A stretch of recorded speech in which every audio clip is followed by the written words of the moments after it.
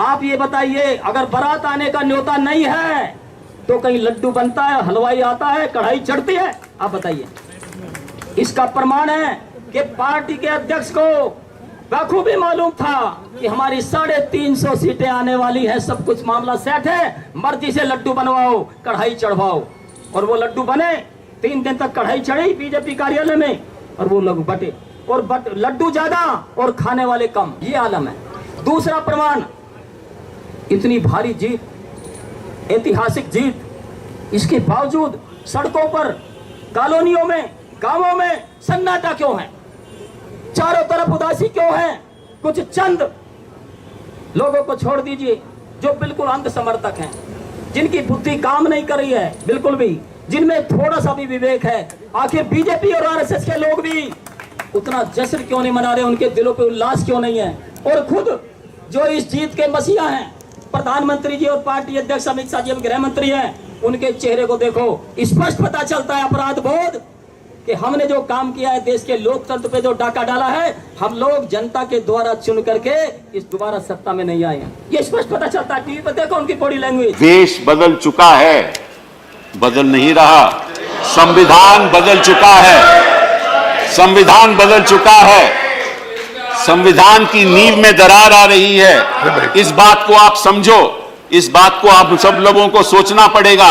ठीक है, हो सकता है कि आप चुनाव जीतो, लेकिन इसका यह मतलब नहीं कि आप चुनाव जीत गए और संविधान की को सामने रखते हुए आप चुनाव जीते। आपने संविधान की धज्जियां उड़ाई। सर, दूसरी बात मैं आपके सामने रखना चाहता हूं, इलेक्शन कमीशन। प्लीज बैठ के कमेंट नहीं करना, this is not fair. Sir, the election commission, as I said, is part of the problem. And I tell you why. I'm not attributing any motives. Why is it part of the problem? The election commission on the 4th of December 2013 and on the 9th of March 2019 issued this advisory. And I'll just read it. It says the Ministry of Defense has brought to the notice of the commission, Ministry of Defense, that the photographs of defense personnel are being used by political parties, their leaders and candidates in advertisements as part of their election propaganda, and requested the commission to issue suitable instructions in this regard. Then they say the commission accordingly calls upon all political parties to advise their candidates' leaders to desist from displaying photographs of defense personnel or photographs of functions involving defense personnel in advertisements or otherwise as part of their election propaganda. This is an advisory that is issued by the Election Commission at the instance of the Defense Ministry, right? And see what happened in the election. प्रचार हो रहा था और पीछे शहीदों के photograph दिखाए जा रहे थे। ये हम भी मानते हैं। और चुनाव आयोग ने क्या किया? आप कहते हैं कि हम मोटिव की बात नहीं कर रहे। चुनाव आयोग ने क्या किया?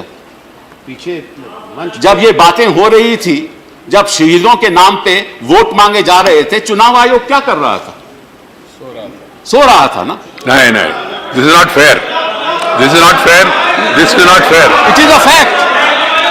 This is not a public meeting outside, we are in parliament, we are in parliament. It's आप you are very senior person. Direction during elections, that I am not disputing, that you have got every liberty to quote. This is a direction saying during that elections. election commission sleeping on the floor of the house is not permitted. Why? Did it? All right, sir. Sir, sir, let me ask the question. Did it take action? Did the election commission take action? That is for the election commission No, to no, I decide. am saying they did not take action. You can do it outside. How can you say that?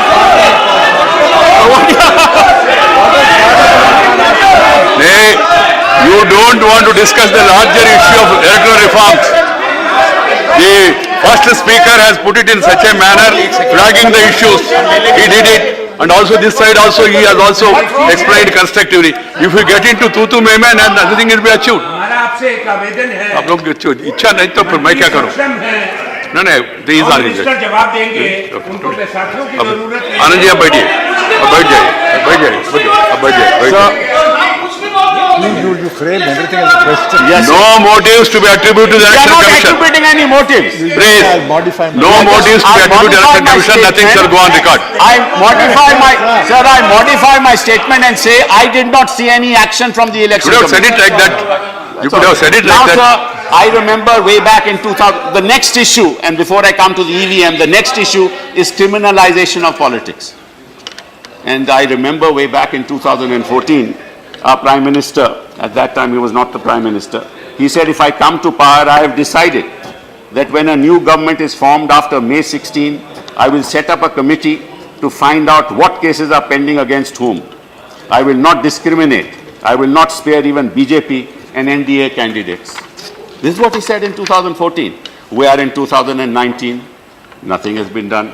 You know the kind of candidates that were actually part of the election. I know motives. I'm not attributing any motives. We know the candidates. We know some of them won. We also know some of them are in the Lok Sabha. And we know the number of candidates who've got criminal records. And the Prime Minister said, I will not spare anybody. I will not induct them as ministers if they have criminal cases pending against them. These are his statements. Now, if you are really serious about reforms, why don't you start within your house? Move on, next. Now, sir, now come to the EVM. That should be. Sir, Very good thing. our objection to the EVM, is... You are taking full time of yours. Yes, Afterwards, yes. others will not get. Our objection to the EVM is principled. Our objection to the EVM... No, then everybody will take that plea. No, ye to phir if you disturb us... Please. Let me... Time must be deducted from our party. Sir ऐसा है कि हम इस मोड़ पे खड़े हैं कि जो अगर हमारी वो संस्थाएं जिन्होंने संविधान की रक्षा करनी थी वो रक्षा करने मंत्री है, नया मंत्री है।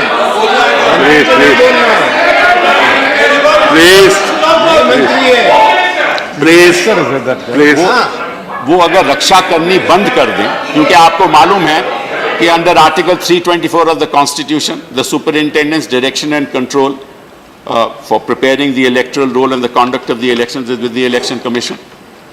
इस दौरान में जब नोटिफिकेशन इश्यू होती है और परिणाम आते हैं, इस बीच में election commission is the master.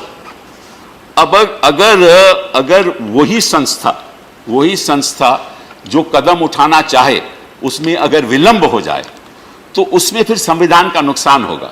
और बाकी भी ऐसी संस्थाएं हैं जहां जब हमें लगता है कि संस्थाओं को कुछ इंटरफियर करना चाहिए, कोई डायरेक्शन देना चाहिए, अगर वो नहीं दे तो संविधान का नुकसान होगा, हम लोगों का नुकसान होगा। इस बात को हमें सोचना चाहिए। देखिए इसमें कोई हमें आरोप की बात नहीं है, केवल सोचना चाहिए कि अगर हम अपने संविधान की रक्षा नहीं करेंगे और जो संस्थान है वो नहीं करेंगे तो संविधान जाएगा कहां, आगे बढ़ेगा कैसे? Please, you have to conclude now. Now, sir, on the EVMs, all that we want to say is that the voting machine has become a counting machine. That's the heart of the matter. जब आप EVM पे जाते हो और vote करते हो, आपको ये तो दिखता है कि हमने वोट इस पार्टी को किया, इस कैंडिडेट को किया। उसके बाद हमें नहीं मालूम कि वो जो वोट हमने उस पार्टी और कैंडिडेट को किया या उसके पक्ष में काउंट हुआ या नहीं, ये तो मशीन काउंट करती है ना। ये प्लीज अरे समझ लीजिए पहले, बिना समझे तो कोई मिनिस्टर विल रेस्पॉन्ड। प्लीज, आप लोग अननेसेसरी ये कर रहे हैं, चिंता मत करो, you have a capable minister, he will respond. और भी आपका पार्टी का भी है वक्ता और बाकी पार्टियों का भी, सबको मौका मिलना चाहिए। और देर आर कई देश, विश्व में कई ऐसे देश हैं जो ईवीएम का इस्तेमाल नहीं करते, कोई वजह होगी। यूनाइटेड स्टेट्स नहीं करता, यूरोपियन कंट्रीज नहीं करते, जर्मनी में तो it's held to be unconstitutional. और क्यों? द जर्मन कॉन्स्टिट्यूशनल कोर्ट, अरे क्या तुम इंटरफियर कर रहे हो? Please the German constitutional court, ये बीमारी सर्वव्यापी है, क्या करूं मैं? The German Constitutional Court in 2009 declared voting through electronic voting machines unconstitutional and unlawful.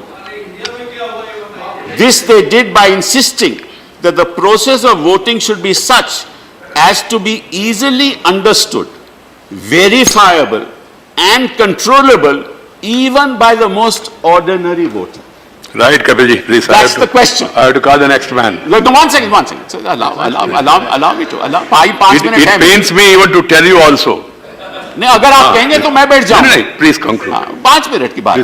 5 minute तो आपका पार्टी का समय पूरा हो जाएगा। हाँ, तो कोई बात नहीं, 5 मिनट की बात है।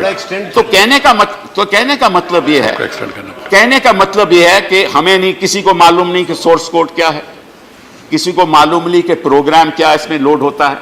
जब मैं आपको बताऊं बैलेट पेपर बनता है तो वो तो चुनाव के तुरंत 2-4 दिन पहले ही बनता है ना।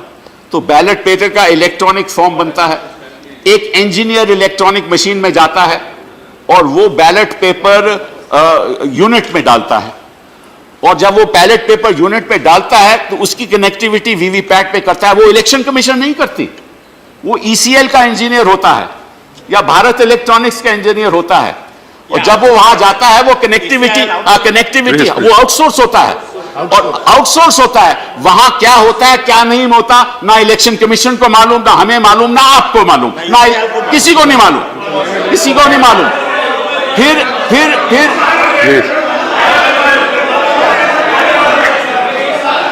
ठीक है ना, ठीक है ना।